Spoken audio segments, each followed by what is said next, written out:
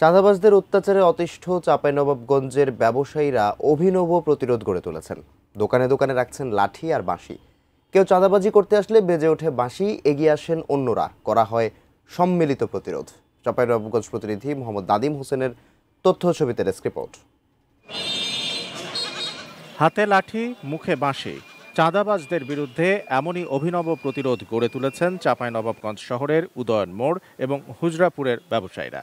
দোকানে দোকানে রাখা হয়েছে লাঠি আর বাঁশি।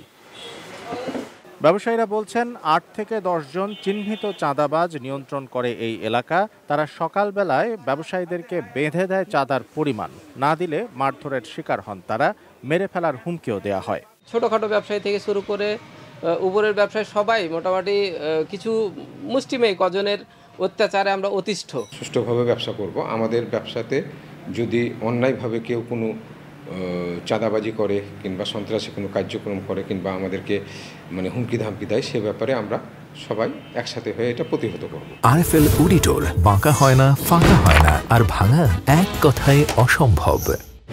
শুধু ব্যবসা প্রতিষ্ঠান থেকে চাঁদা নেয়া বা পণ্য নিয়ে টাকা না দেয়াই নয়, বাইরে থেকে আসা মানুষদের কাছ থেকে অর্থ ও জিনিসপত্র ছিনিয়ে নেয়ার ঘটনাও ঘটেছে প্রচুর। পুলিশকে জানিয়েও মেলে না প্রতিকার, তাই এই লাঠি বাঁশির প্রতিরোধ।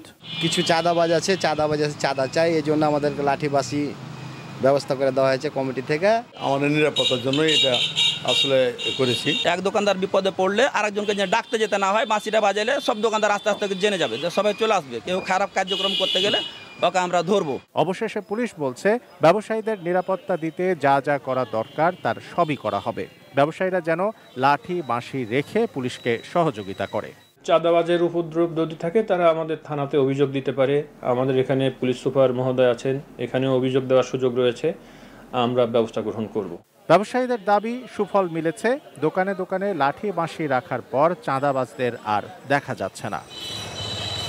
Shamsul Arefin, desk report, ATN news.